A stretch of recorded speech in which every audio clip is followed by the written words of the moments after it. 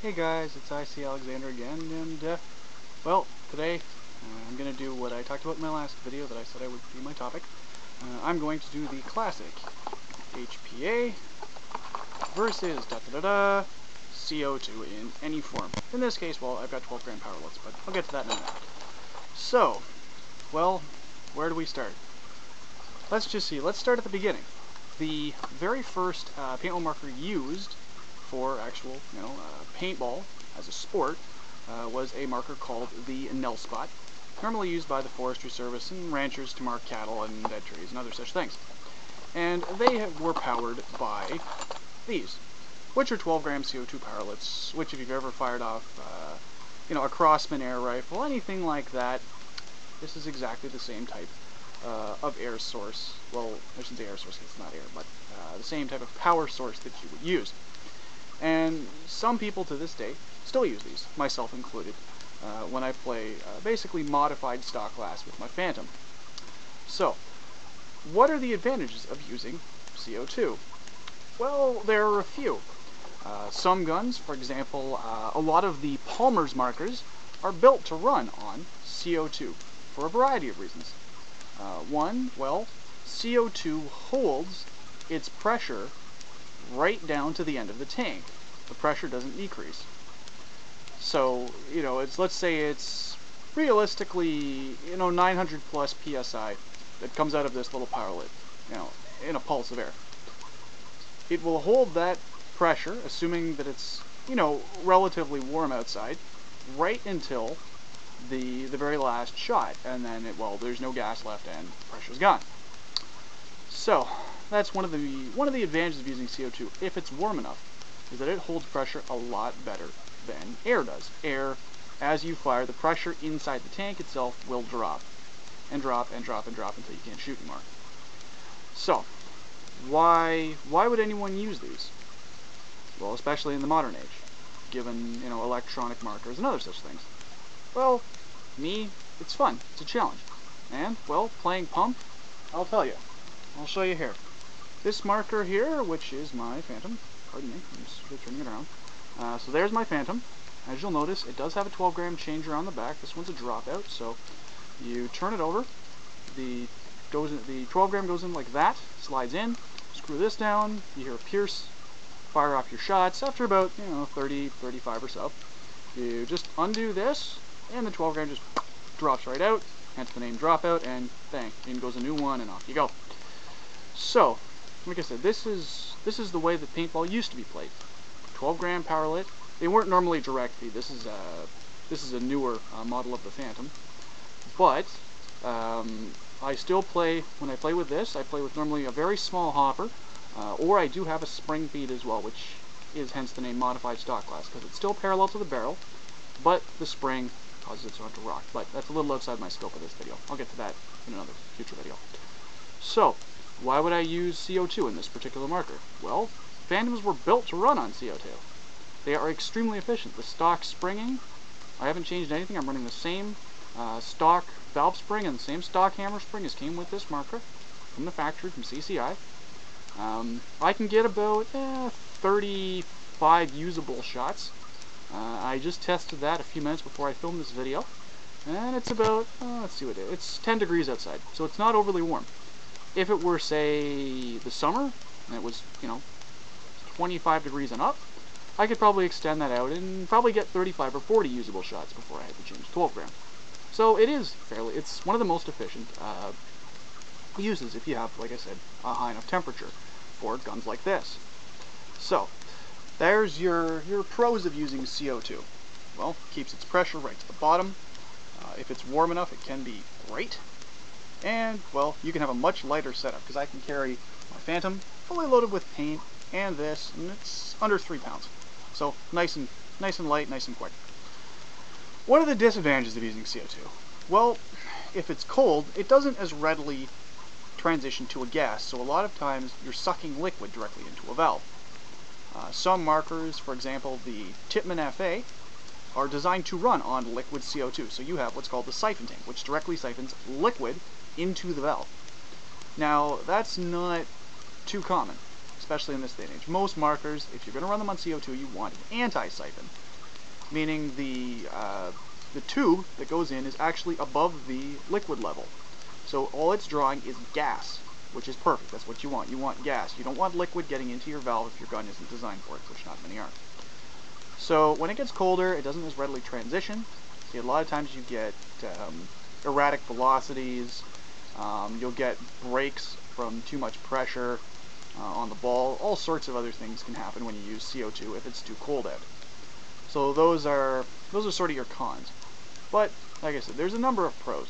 So if all you can afford is CO2 and you're one of those people that you're mostly playing in the summer and then in the winter you're switching to indoor, well, I mean, if you can afford it, switch to air. If you can't, don't worry about it. You'll still be able to shoot just fine. So, well, there's CO2 done and over with in a few minutes. So let's take a look at high pressure air for a minute. This particular tank I have here is a 13 cubic inch, 3000 psi tank made by Pure Energy, which is basically PMI brand. So, your compressed air goes in through this fill nipple, and it fills up until the internal pressure inside the tank is 3,000 pounds per square inch, quite high. And the thing is air as a gas, if you're shooting it, is actually, and this may trick you, unless you're shooting with a very large tank or an extremely efficient marker, you actually get less shots per cubic inch of CO2, or per cubic inch of air, than you would per ounce of CO2. So off of, on one of my old markers, my first marker, I had a 16-ounce tank, and I could shoot off probably about 800 shots or so. Then I switched over to a steel compressed air tank, which I have one, but I don't want to dig it out right now. It's kind of buried. And this is made of the same, but it's just a smaller one. Off of that tank, which was about 3 times the size of this one, I was getting 600 shots. Now, there are some pros to using air. It's more consistent.